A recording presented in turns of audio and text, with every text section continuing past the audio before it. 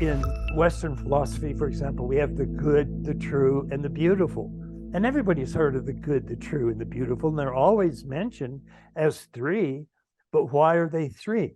They're three because they each represent a first or second or third person perspective.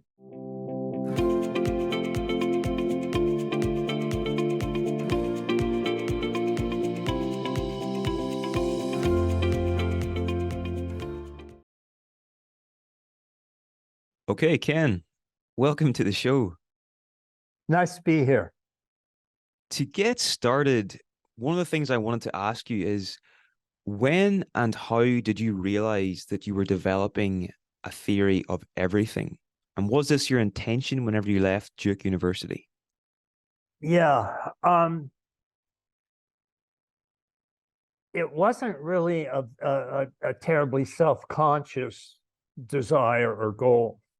But ever since I was about 15, or sometimes even earlier, I remember in like the fourth or fifth grade, when we started getting report cards, I got all A's. And I was looking at it and I was going, well, that's interesting. It's geography, mathematics, chemistry, biology, and they're all A's. But why are they all separate? I mean, why do I have an A in this thing and an A in this thing? And what's the difference between this thing and this thing? They should all fit together. And I remember that becoming a really burning question for me, is how do they all fit together? And as I continued going through school, I continued asking that question. And then I remember I got on to studying developmental psychology. And that is, now it's a very recognized discipline, very widespread. There are dozens of major modelers and contributors to child and adolescent and adult behavior. And what they all found is that everybody goes through a series of stages of development. And of course, they each give them a different name. So there's like pre-conventional, conventional, post-conventional. Gene Gebster probably gave them some of the most colorful names. He called them the archaic stage, the magic stage, the mythic stage, the rational stage, the pluralistic stage, and the integral or integrated stage. And the more I looked at that, the more it became obvious that each one of those stages of development had a different worldview. It looked at the world differently. So it wasn't just that chemistry was different from biology, was different from algebra, was different from music. It was that each of those went through an archaic stage, a magic stage, a mythic stage. And when they were at those stages, they all looked essentially similar. So if you had a magic view of the world, and magic is a very, very early stage, it's right after the archaic stage, so it's a fairly primitive stage. And at that stage, the mind is not yet fully differentiated from the world around it. So the word you use to represent a thing is not clearly differentiated from the thing itself. So if you change the word, it's sometimes called word magic, then you actually change the thing. So in voodoo, for example, if you make a doll that looks like a person and you stick a pin in the doll, which represents the person, so it's a word or a symbol for the person, and you stick a pin in the doll, you'll actually make the person sick. That's what you believe. That's what word magic believes. So whether you're doing algebra or chemistry or biology or history, and you're at the magic stage, you'll tend to use word magic. And so when you put all of those stages together, you got all of the worldviews that were possible. And that struck me as profoundly important, because here is a way you could see how everything actually fit into one holistic big picture. And when I came up with that, I became sort of semi-obsessed with developmental models. And I actually did a book called Integral Psychology, where I took over 100 developmental models from around the world, and I put them in charts in the back of the book. And what's amazing is that you can see each of the stages and how they resemble each of the other models version of the stages. So one might call the mythic stage conformist, another would call it conventional, another would call it concrete operational. And these were, you can just see 100 similar stages in the back of the book in these charts. So that sort of started to dawn on me when I was like 14 or 15. And then right at that same time, or when I was maybe 15 to 16, I had a profound spiritual awakening, enlightenment experience, what Zen calls a satori. And it was really sort of new to me. But the essence of a satori is that you feel you're one with everything you're looking at. And so you're one with the entire universe. And that's the classic mystical experience, a oneness with the ground of all being. Christians, of course, call it a oneness with God, or more commonly, Godhead, because they don't want Godhead, or this ground of all being, confused with a particular Jehovah person that's clearly a myth, like Zeus or Apollo or Aphrodite, and they all live in this place called Olympus, and Jehovah he lives in this place called heaven, but that's all nonsense. And so the mystics generally speak about Godhead, which is a head of God, or a head of that mythicness. And so I eventually ran across this writer called D.T. Suzuki, who was a writer from Japan, and he was a basic Zen, fairly accomplished Zen student, or even Zen master himself. And so he wrote books like, with titles like Essays in Zen Buddhism, which was a 3-volume set of books, a quite substantial treatment of Zen Buddhism. And as I read that, I kept running across this word satori. And of course, the whole concept was new to me, even though I'd recently had a satori-like experience.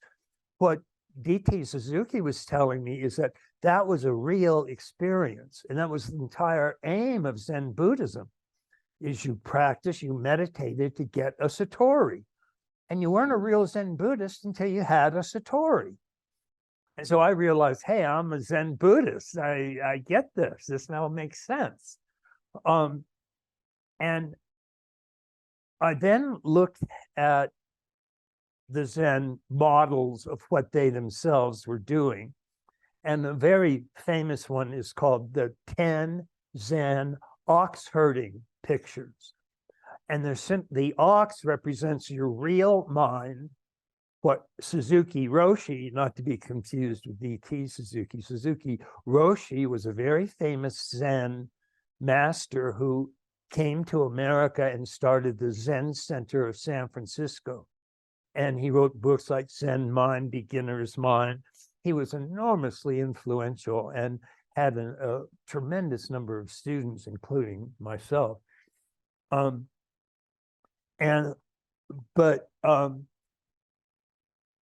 10 Zen ox herding pictures, the ox represents what Suzuki Roshi called big mind, which is the mind that's one with everything.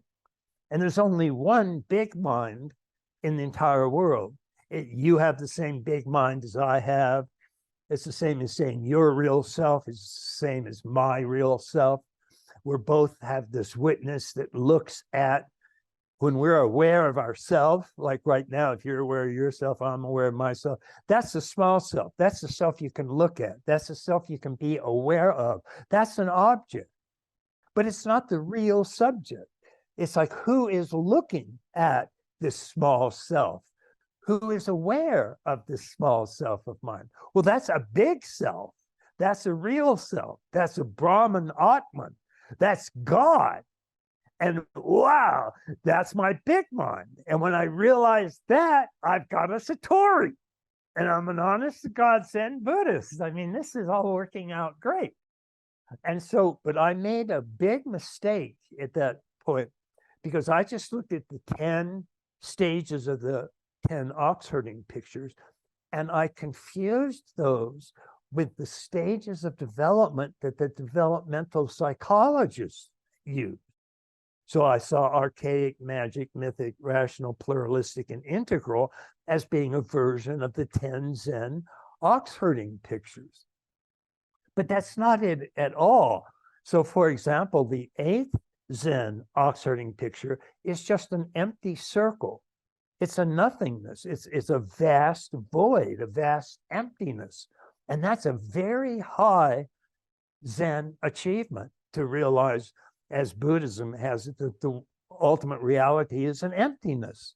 It's void of any particular thing, but it includes all things. It's the ground of all being, and that itself can't be qualified or characterized. It's empty, because any word that you and I might use makes sense only in terms of its opposite. But Godhead doesn't have an opposite. It's all inclusive. And so you can't even use the word all inclusive, because that even makes sense only if it's contrasted with all exclusive. And that God's not all exclusive, he's all inclusive, except he's not all inclusive isn't really an inclusive enough term. So the best thing is to have no ideas about God at all, and then you just rest in your pure awareness, which is your big mind. So I had written several books up to that point, as I aged and went on into my early 20s. And when I was 23, I sat down to actually write my first book, and it was called The Spectrum of Consciousness. And the idea was that each of these stages of developmental psychology was like a band in a spectrum. They were different colors of the same stuff, the same electromagnetic source, but they were expressing themselves through different worldviews or different colors. And I strangely managed to avoid making any comparison with all of the mystical traditions, all of which I found had models that were very similar to the 10 Zen ox herding pictures, because all of them had the same goal, which is discovery of your true self, of Godhead, of big mind, of oneness with the absolute entire universe. And I was astonished to find that just like all the developmental models, psychological models, were similar, virtually all of the same stages in the mystical traditions were similar. So we had two different things going on here. And I would eventually call the mystical traditions the traditions of waking up, and the developmental psychology traditions the traditions of growing up. So that was when I first really started using the term integral, and I referred to what I was doing as integral psychology, because what I was doing was pointing out the importance of the fact that human beings, wherever we look around the world and for however long we look in history, have always had two different versions of growing up or waking up. And if you look at the mystical religious traditions, which are almost always the first versions of the religion, because a waking up experience is what's known as a first person experience. And the first person means the person who is speaking, the viewpoint of the person who is speaking. So that's an I, a me, a mine, something like that. Then there's a second person, which is the person being spoken to. So that's a pronoun like you or thou. And then third person is the person or thing being spoken about. So that's a he, she, they, them, it, or its. And as I was writing this book at that time, which was sort of my major breakthrough book, and it was called Sex, Ecology, Spirituality. And it's a monster. It's a big 800-page monster of a book. But that's where I started to realize that there was a difference between waking up and growing up. And they didn't really fit together at all. You could be at virtually any stage of waking up and be at any stage of growing up. They just didn't grow together. They were usually quite different. Most people in the West can be highly developed in the model of growing up, so they can be at a rational, pluralistic, or even integral stage of development. But virtually none of them have had a mystical experience. They haven't gotten very far in the Tenzin ox herding pictures. They haven't found the ox, their big mind. And so I started, at that point, I would get, I noticed that these stages, when it came to the growing up model, that the stages of growing up had, well, there were at least 4 different models, generally different models of growing up. And it turns out that they were referring to first person, second person, and third person viewpoints of the stages of growing up. And that's what I eventually called the 4 quadrants. And now I recognized what the 4 quadrants were, because as I was looking at all these different models of growing up, they somehow sounded like they were vaguely talking about the same stages, but they were somehow really different, like archaic, magic, mythic, rational, pluralistic, integral. That sort of sounds like an interior, something that you would think, or a world you would have. But there were several stages in third person that were like Gerhard Linsky's stages of techno-economic development.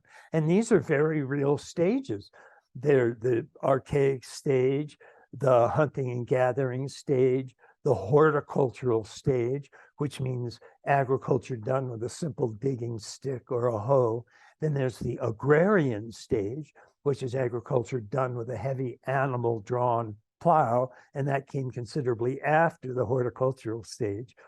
And then after the agrarian stage was the industrial stage, and then after the industrial stage was the informational stage. Now, those are all very real stages, and I included them in my overall scheme. But they weren't at all the same as archaic, magic, mythic, rational, pluralistic, or integral. And so I started to take each developmental scheme that I became aware of. I would write one of them down on those big yellow sheets of legal paper, and I would spread them out on the floor. And I eventually had basically 100 of these yellow pages spread all over my apartment floor. I mean, just covered in. And each day I would walk by and I'd say, okay, how are these related to each other? Because even though they're very different, some of them are very different sounding, like horticultural, agrarian, industrial, informational, and archaic, magic, mythic, rational. They do seem that they're covering similar types of advancement or evolution. And one day it just dawned on me that several of these were dealing with an individual interior, like archaic, magic, mythic, rational, pluralistic, integral. Those turn out to be the stages of, for example, cognitive growth that we go through. And these were later verified by Piaget's studies. And he called them natural intelligence, pre-operational intelligence, concrete operational intelligence, formal operational intelligence, and then systemic intelligence. And so as I looked at all of my 100 pages, about half of them were stages of interior development, and half of them are stages of exterior development, like our agricultural styles. But those weren't to be confused with the same identical stages as our interior psychological or cognitive growth.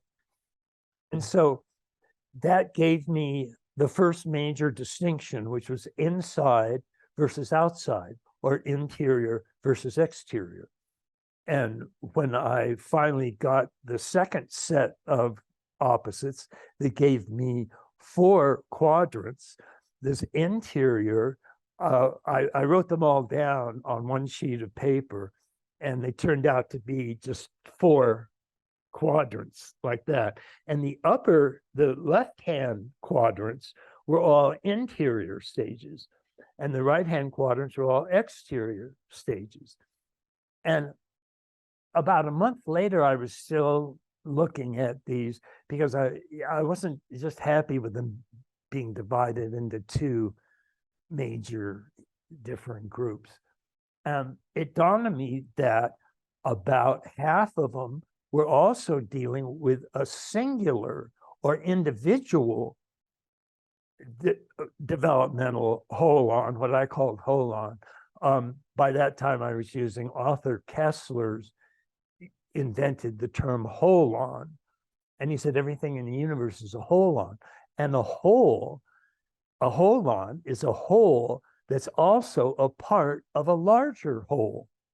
So a whole letter is part of a whole word is part of a whole sentence is part of a whole paragraph is part of a whole book or magazine or something like that.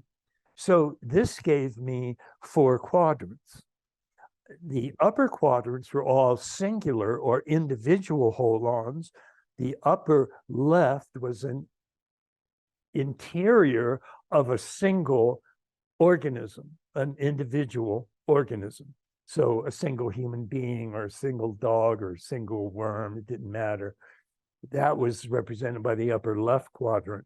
And that was where Gebser's terms primarily applied. An individual human being goes through stages that are first archaic, then magic and word magic, then mythic, Zeus, Apollo, and so on, then rational, mathematics, logic, algebra, and so on, and then pluralistic, which is a postmodern, multiplistic set of worldviews. And then those are drawn together at the highest stage, the integral stage. So the upper right was the objective individual view of a single holon. So those went from quarks to atoms to molecules to cells to multicellular animals, and that was entire tree of life, going from amphibians to fish to reptiles to mammals to humans, primates to humans, and then humans themselves on their upper left went through archaic, magic, mythic, rational, pluralistic, and integral forms of development. And then the lower quadrants were the collective or the plural. So, so you'd have like systems theory would work with the lower right quadrant, because that's the plural of atoms, molecules, cells, organisms, and so on. They come together into, like, multicellular animals come together in ecosystems, and they always exist. There's always a plural. Every individual comes together with other individuals of its type.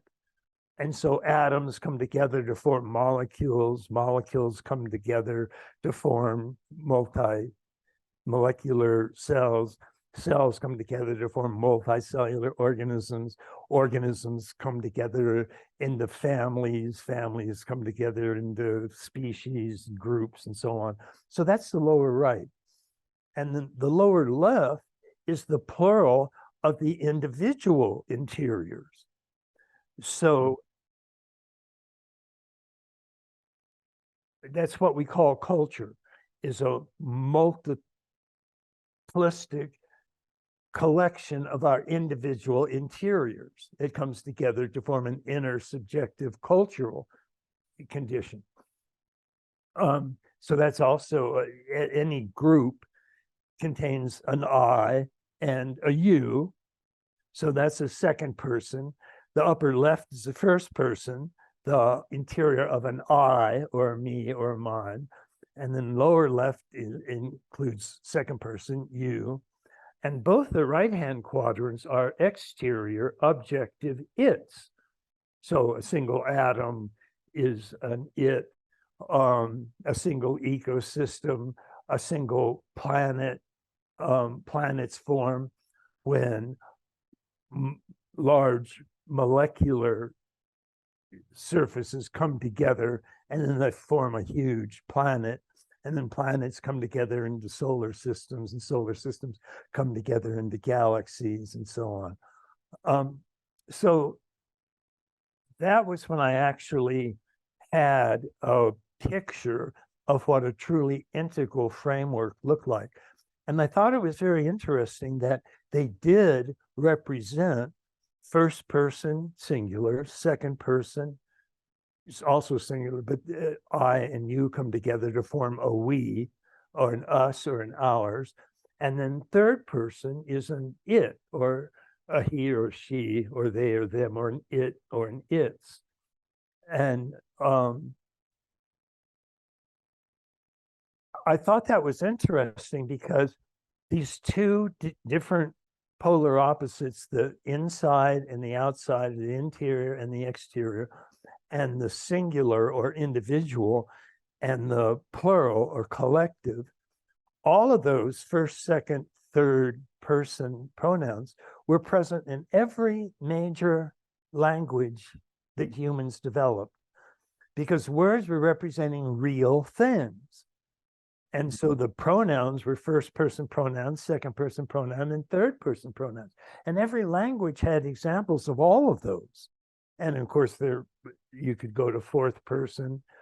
And there's actually Jane Lovinger, who has developed the most widely used model of developmental psychology, which she calls ego development. And she actually found that each of her major stages of development, she has 7, 8, or 9 of these stages.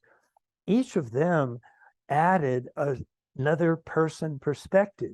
So she has first through seventh person perspectives that are each coming off of one of these 7 major stages of growing up.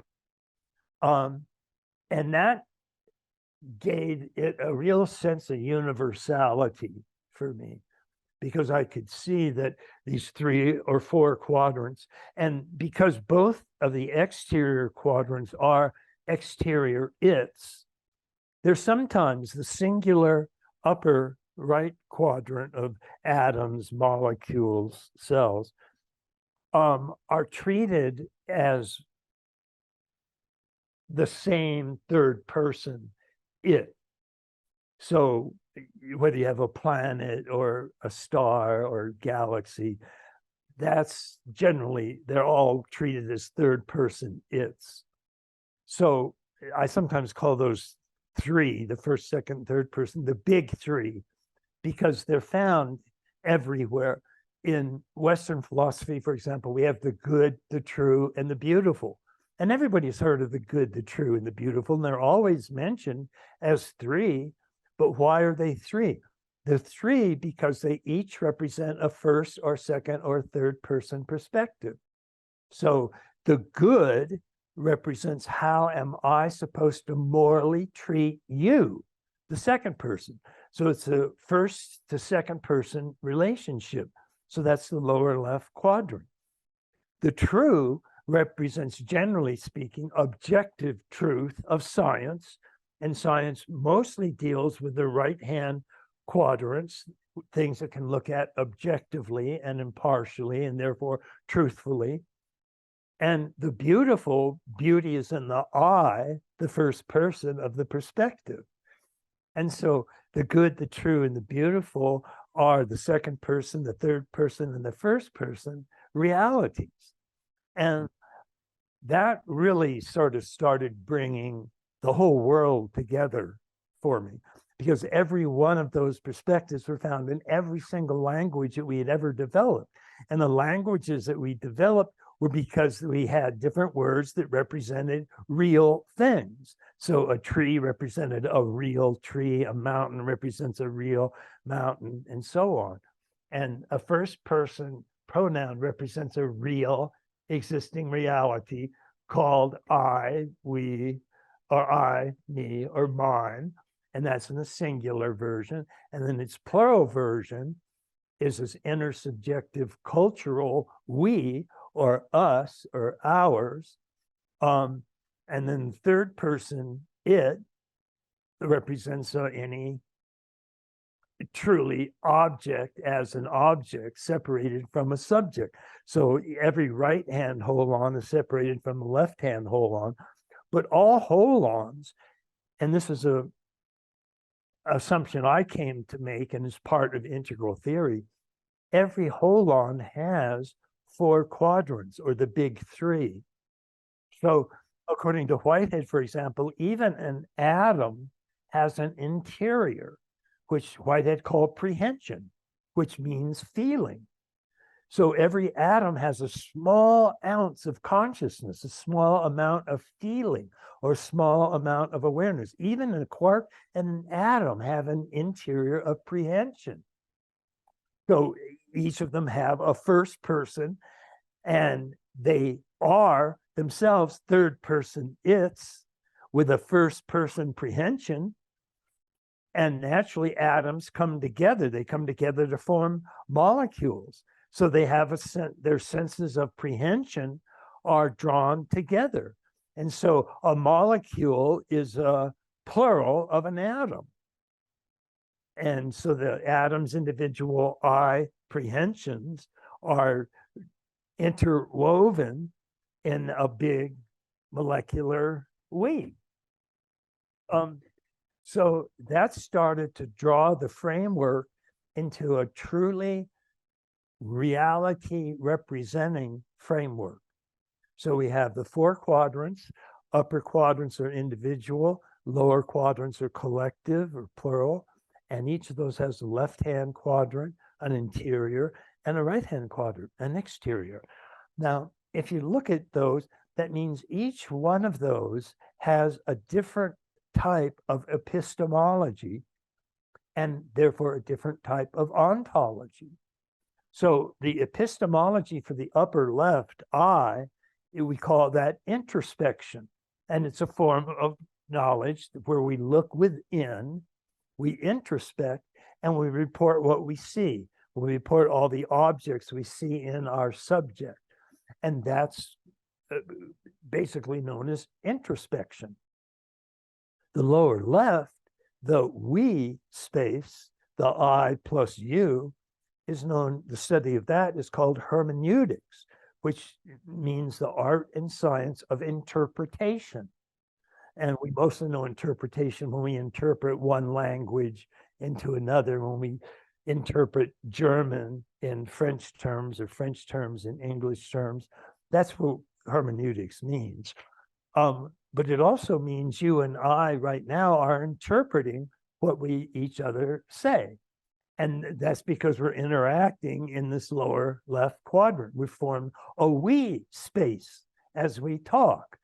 And so that's a very real different epistemology. The right-hand quadrants all have what's known as, well, the upper right, the individual, it has what's called empiricism, which is sensory objective knowledge.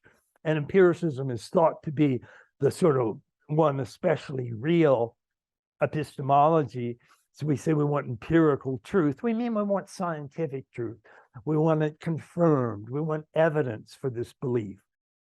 And the sequence in the upper right quadrant, quarks to atoms to molecules to cells to multicellular organisms, is thought to be a really real series of events, whereas empiricists always question the reality of interiors. They question the reality of introspection. It's not a real knowledge. It's not real like an external atom or molecule is. Although what they overlook is Whitehead and many Western philosophers, who are generally called panpsychists, viewpoint that even an atom has prehension. It has an interior, friend. So don't knock down interiors too fast, or you'll erase all atoms from existence. All atoms have prehension. They have a little spark of awareness, a little spark of consciousness. And that incidentally answers one of the most difficult problems in Western philosophy, which is often called the hard problem, and it's the relation of so-called mind and body. Well, mind is a spark of consciousness, and body is the exterior matter that it appears in. And the answer is every right-hand quadrant has a left-hand quadrant, because they all fit together. And so a really, sorry Yeah. to interrupt, but a really good way that I heard in your book, I think it was the history of everything. You give the example of meditation. A really good way that I find that helpful was like to talk about, on the left quadrant there, you have the subjective internal experience of the person deeply in the meditative state.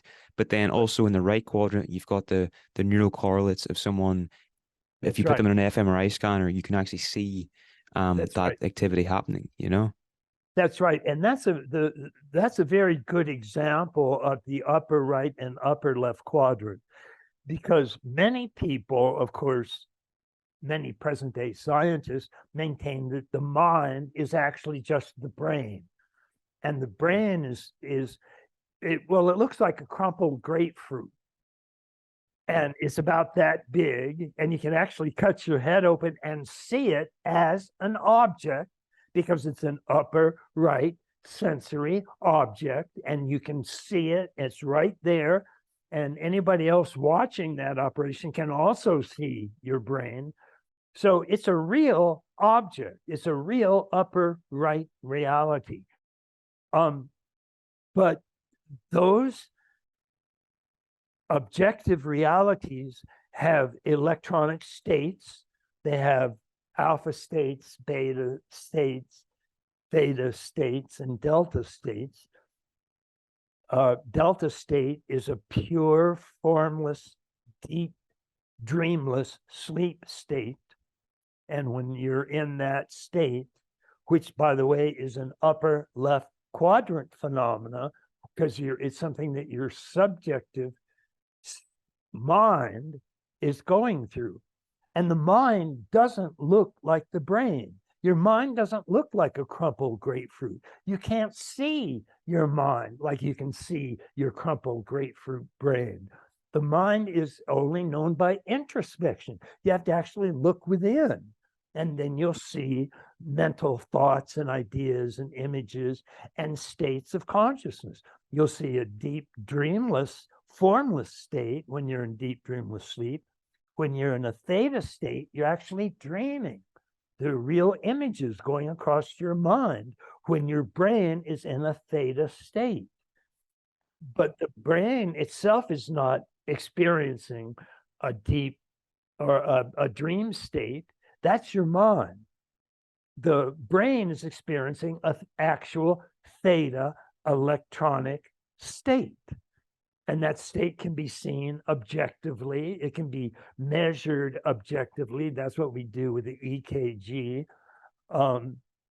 electrocardio, in EEG, electroencephalograph, and where they put electrodes on your forehead and your head, and they measure the electronic patterns that the brain is actually going through.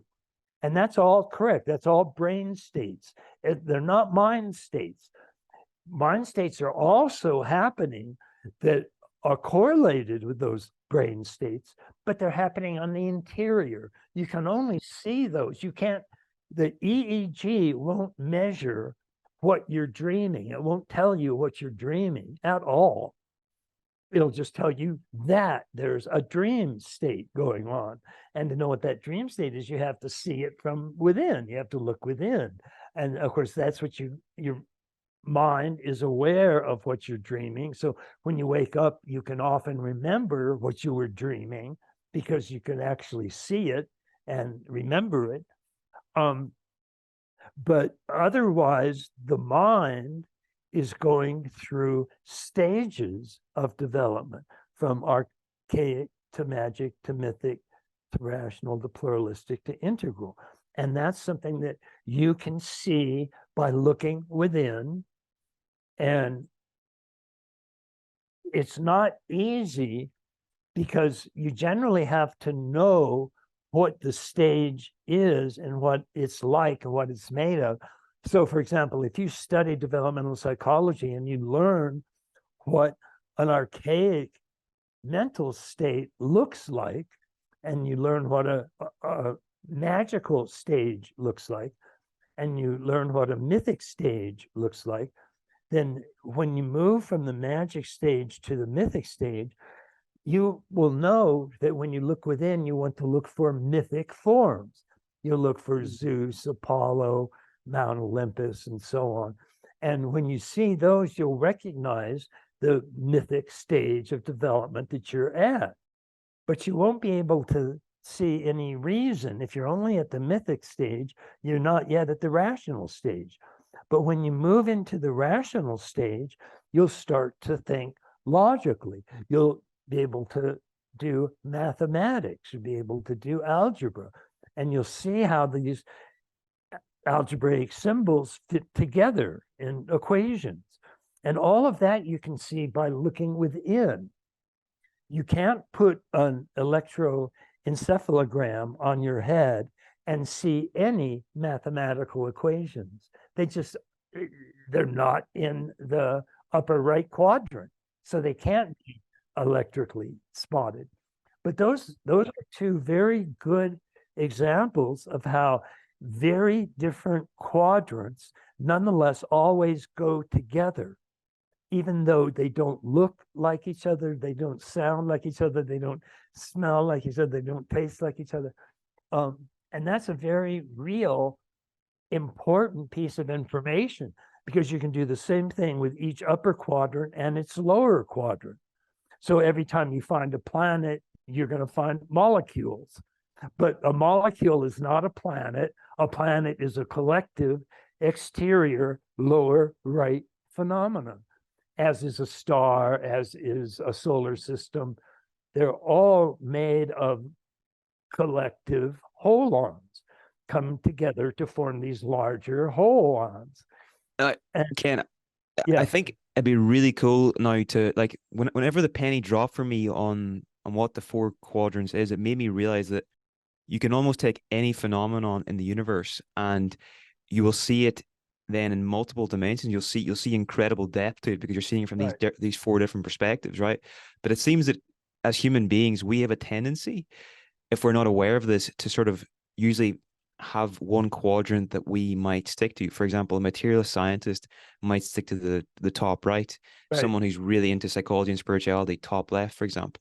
Right. So what I was wanting to ask you in this conversation is, how can understanding this or how can the four quadrants help us understand something like, let's say, something like cancel culture? Like, how can that be provide a useful lens on something like cancel culture? Yeah.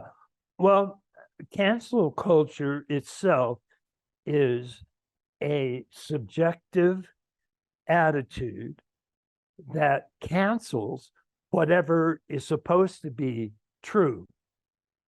So it's an upper left quadrant phenomena, but every upper left phenomena has corresponding phenomena in the lower and right hand quadrants. So this canceling impulse that we generate with our brain comes together to form an intersubjective plural lower left phenomena. And that is the sum total of the whole cancel culture. That's what we call cancer culture, is several different minds all having a canceling attitude, coming together and communicating this canceling subjective judgment that they've made. And while they're all doing that, they have they have an upper right brain state that is a beta or an alpha brain state, which are the states that accompany actual thinking in the brain. And so if we did an electroencephalogram on somebody who's practicing a left-hand cancel culture, then we would see the corresponding brainwave patterns. And of course, if you're a neuroscientist, you'll think that's real. That's what's causing this cancel culture. But it isn't. I mean, when you cancel somebody, you're not going, well, beta altitude on you. That's just not happening. It's cancel you, you're wrong, you're false, all upper left sensations or awarenesses. And then in the lower right, we still have to have some form of collective communication. And that's why cancel culture came into existence only with the computer and forms of social communication. And all of those social forms of communication are lower right, objective, plural, or collective events. They're all transmitted through electrical wires. They all show up on computer screens. That's all they are in the lower right, is a series of computer communications. But without those computer communications, we wouldn't have any cancel culture. We never had it before computers, and we wouldn't have it if computers all disappeared and all electrical forms of communication vanished. And that's the important part, because you can find different schools of Western thinking that each believe just one quadrant alone is real. We call that quadrant absolutism. But there are people that think that all that we're communicating through these computers is our brain wave patterns. That's what's getting transferred into electrical patterns, and those are what our cancer culture really consists of. It's just all these electrical communications that we can measure objectively because they're all in the right-hand quadrants. But they're not. I mean, it's clearly not just an electrical series of impulses. It's thoughts and ideas and feelings, especially feelings. It's a very negative feeling space. And you're getting very negative about a person, and you're going to just cancel them. I mean, you're going to erase their existence, which means basically you're going to attack their upper left quadrant. And you'll do that by thinking everything that their upper left quadrant has ever produced by way of a thought, you're going to deny. You're going to attack it. And so your upper left quadrant is at war with their upper left quadrant. And that can occur only because there are three other quadrants that are involved. And if you're an electrical neurologists, you'll just believe it's the upper right quadrant. Some neurologists, of course, believe that the upper right exists only as a part of some collective state. So a single computer doesn't contribute to communication unless there's actually a computer network. And so my computer is transmitting to your computer through an electrical network. And that's true. But that doesn't mean it's only that electrical network. It still consists of a collective culture and an individual mind. And all of those have to be operating at the same time in generally the same place, or nothing happens, including cancel culture.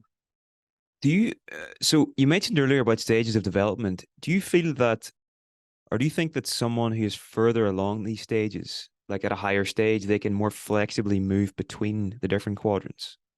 Yes. And you can actually only get a good, really good understanding of the four quadrants from the integral stage of development, which is why I call it integral psychology or integral theory.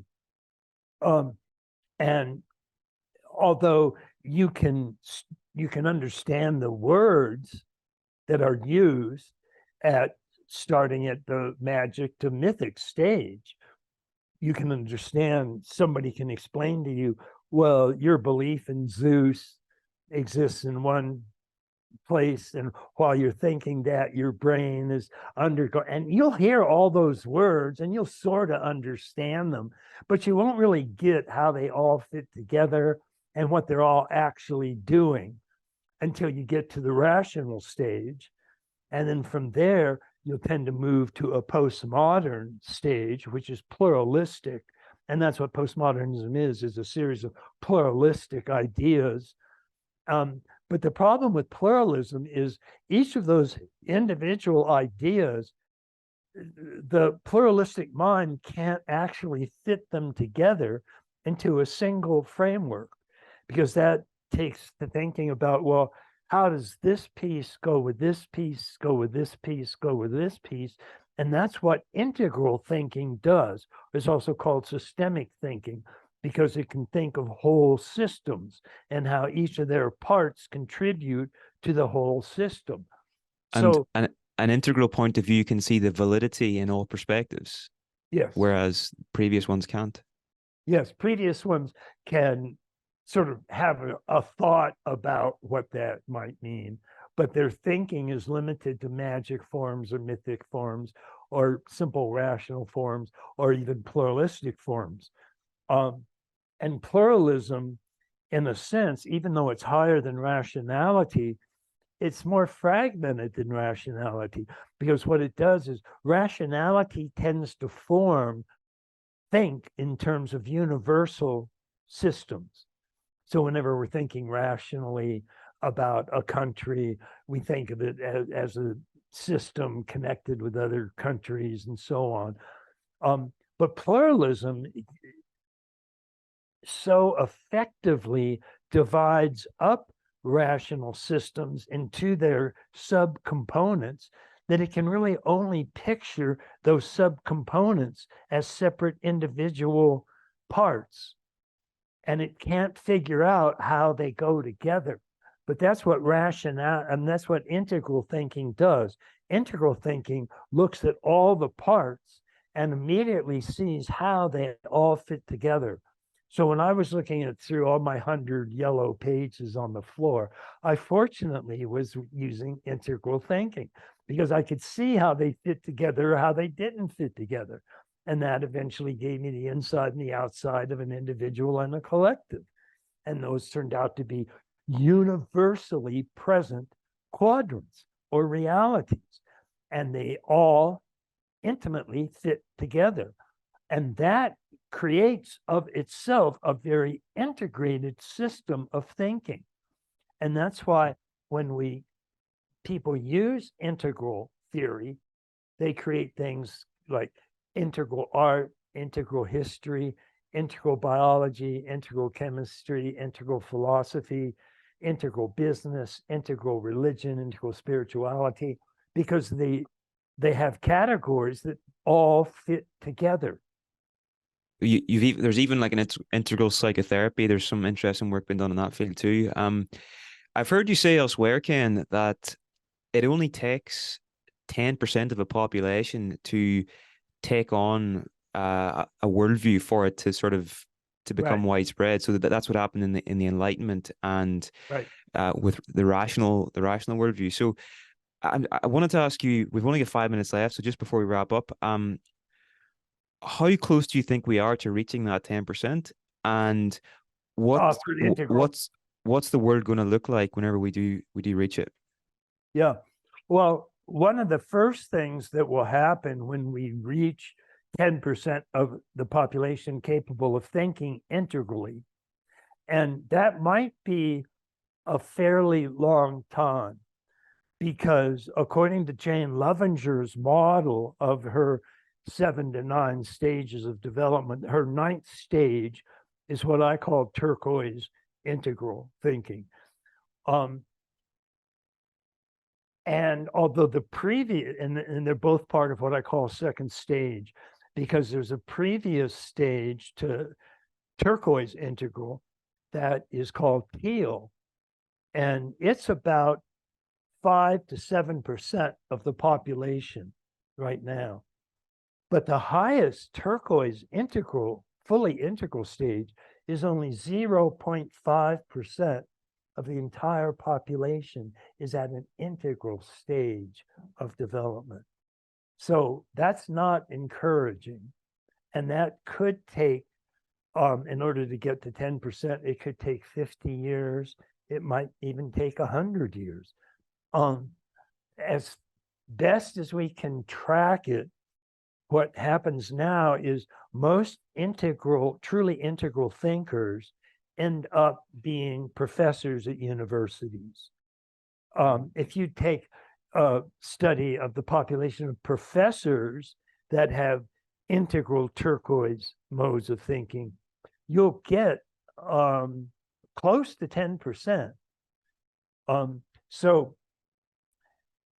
But those aren't growing at a terribly fast rate.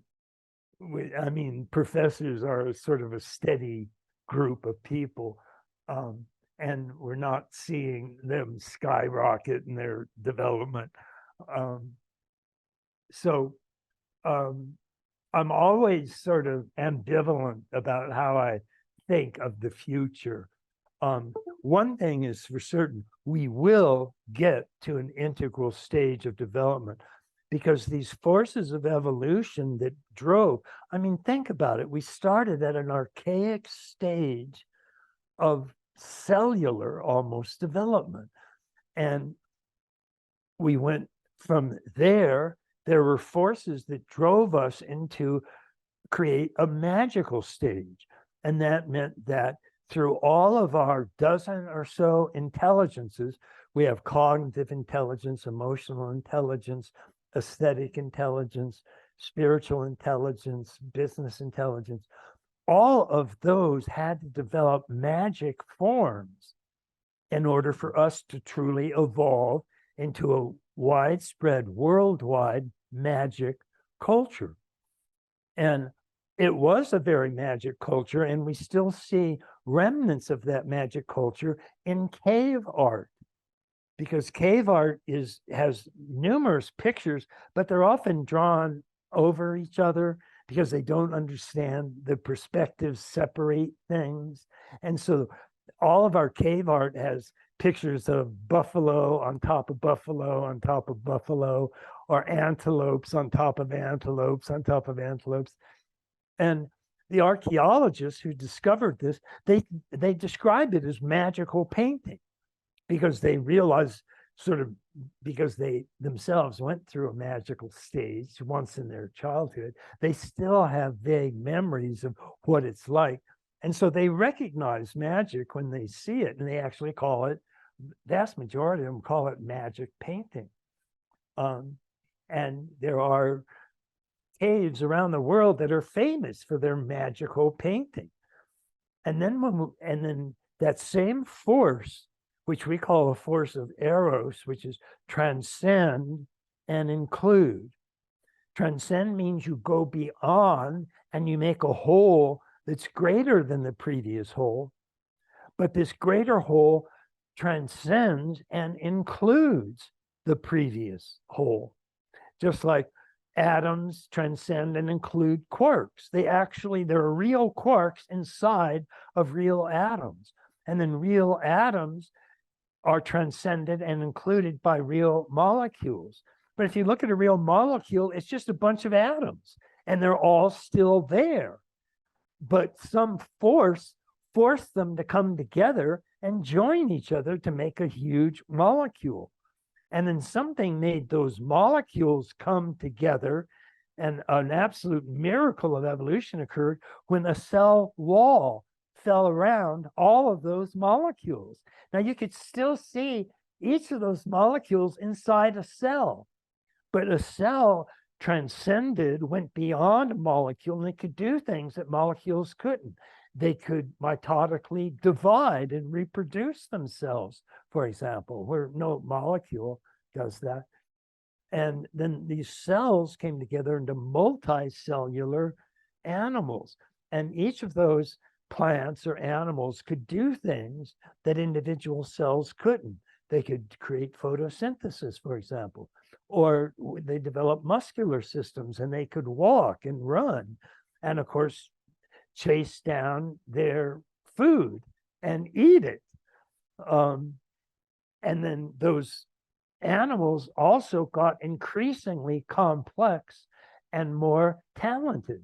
So we go from amphibians to fish to reptiles that when the amphibians crawled on land, they formed reptiles. And the reptiles still didn't have warm blood. They were all cold-blooded.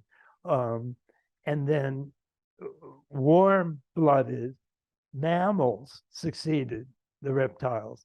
And they could also do things like fly, and some of them could actually form what's called paleo symbols, or some mammals like great apes could actually form primitive types of thought processes. And then that evolved into various grades of human beings, until here we are reflecting on every stage we've gone through, because we're that sophisticated in our thought processes. And the people that thought that up were all at integral stages. They were one of the 0.5%, like Darwin, who was thinking integrally. And that's why they came up with all of these various stages to the whole system of evolution. And if you think about it, that's remarkable, that going through this little brain of ours are these complex mental symbols. It's just amazing. And we're going to keep going.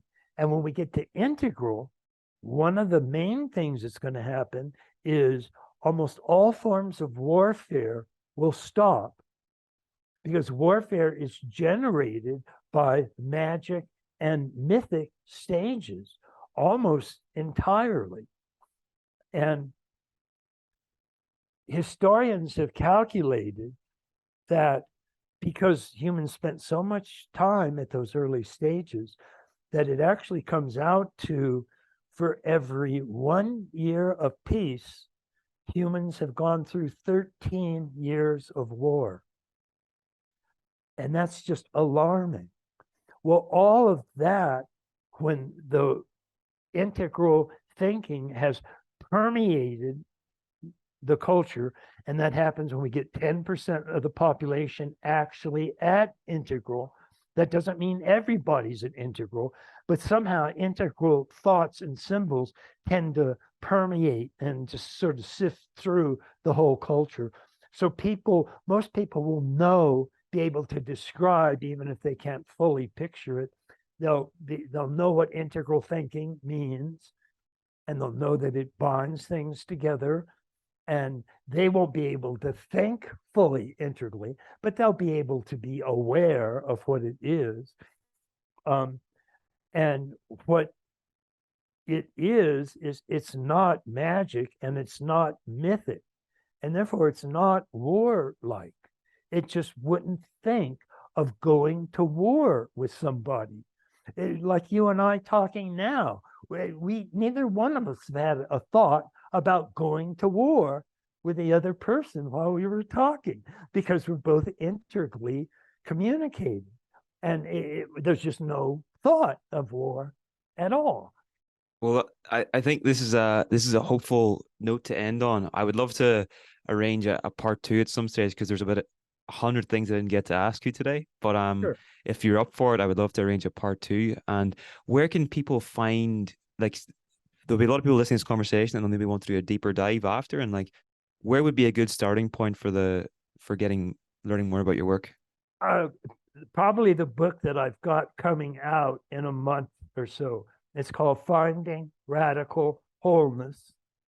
And what it does is it goes through the entire integral model, which, in addition to waking up and growing up components, has cleaning up, opening up, and showing up components. The showing up components means showing up for all four quadrants to make sure we're using all the methodologies that we have available, because each of those forms of empiricism or methodology, knowledge creation, creates or sees a different type of object. So you have the objective interiors in the upper right, you have the subjective interiors in the upper left, you have the intersubjective interiors in the lower left, and the interobjective exteriors in the lower right. And so it lays out each of those, waking up, growing up, a chapter of each of them. Cleaning up is, by the way, the making whole of a mind that we've otherwise split and divided and repressed various aspects that we're uncomfortable with. And this is generally a recent discovery.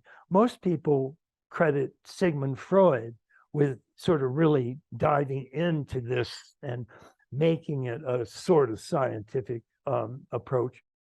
But he was dealing primarily with the upper left quadrant. And when we split something off from the upper left and we make it an object and push it into our unconscious, it basically becomes an it. So we'll say the anxiety, it overcomes me, or the obsession, it controls me. And Freud himself recognized these quadrants, because he was asked, what does this new psychoanalysis of yours do? And according to his translator, Freud said, where libido was, or where id was, let ego be. And id was Latin for it, and the ego was Latin for the I. So Freud always used those terms. He never once used the term id or ego. Freud himself didn't use those terms. His translator, James Strachey, introduced those terms into Freud because they were Latin, and he thought it made Freud, quote, sound more scientific if he was using a Latin term. So what Freud said was, where it was, there I shall become. The split off, repressed it, becomes one, reintegrated, reunited with the I. And James Strachey translated those as, where id was, there ego shall be. But what Freud said was, where it was, there I shall become. Those are exactly the terms you and I have been talking about this whole time, is the it, third person, split off and repressed. And when they're repressed, we can only know them as, because they're not part of I anymore, they become a third person, a split off, a he, she, they, them, or it. which is the general term that we use for our unconscious processes. Like I said, we said anxiety, it overcomes me, or the fear, it overtakes me, or the hunger, I can't control it, or my lust state, I can't control it. And so Freud founded this methodology of introspecting and looking within. And that's a very important methodology. We said introspection is how we know the upper left. And that's what Freud himself introduced, was a form of random associative introspection. Say whatever comes into your mind. But that means look into your mind and see what's coming into it. And so that is a form of introspection. So the book goes through cleaning up, which is the term I use for any forms of psychotherapy or psychoanalysis. We generally talk about cleaning up our mess, our its. And then opening up, which is wholeness that's created when we recognize that we have multiple intelligences, not just cognitive thinking, but we have emotional intelligence, spiritual intelligence, aesthetic intelligence, moral intelligence. And all of those think in different ways. And so they're called multiple intelligences. And psychologists generally say that there are between 8 and 12 multiple intelligences. But if you spend time just reading through a list of them, and then each time you read a type of intelligence, you look for it in yourself. So when you read about aesthetic intelligence, you realize that you can look at things as being beautiful, and some things are more beautiful than another, and you'll go through stages of recognizing that beauty, or spiritual stages. The Tenzen Oxfording pictures are classic spiritual stages of development, as are any of the stages Christian mystics come up with. And those most all trace back to Plato, who introduced the transcendental sphere of forms or archetypal ideas, and they come down and project themselves to create objects that we know by naming them, basically. And so, and then it goes through showing up. And then each time after it introduces a chapter introducing each of these times of creating wholeness, it talks about a radical wholeness, or a big wholeness, or a full wholeness. And that's when we bring together and realize we have the capacities to create waking up wholeness, growing up wholeness, opening up wholeness, cleaning up wholeness, and a showing up wholeness. And we've talked today about waking up and growing up and showing up. And so maybe next time we can talk about cleaning up and opening up, and then we'll have a complete, full, big wholeness. I'd love to, and I can't wait to read the book as well. So I'll be in touch about arranging part 2 for this, and okay. hopefully I can get the book before then, and I'll have a good read, and then I'll plenty to ask you about. All right. So Ken, it's been an absolute pleasure. I want to wish you the best with your continued efforts to get into integral theory to the 10% of the population. Thank you. And we'll talk soon. All right. Okay. I appreciate it. Bye-bye. Thank you for listening, and I hope you enjoyed the show. If you'd like to hear the full version, you can do so with the Weekend University Premium membership. This gets you access to our mastered library of over 5 years of psychology conferences, including over 230 talks and interviews with the world's leading psychologists, professors, and authors, unlimited CPD certification, transcripts, quizzes, premium passes for our annual conference, online courses with Richard Schwartz and Deb Dana, and more. The cost is £97 for 1 year, which breaks down at around 27p per day. The best bit is you can try it out for 30 days completely risk-free, as all orders come with a 100% money-back guarantee. If you're interested, please go to twmembers.com for more information.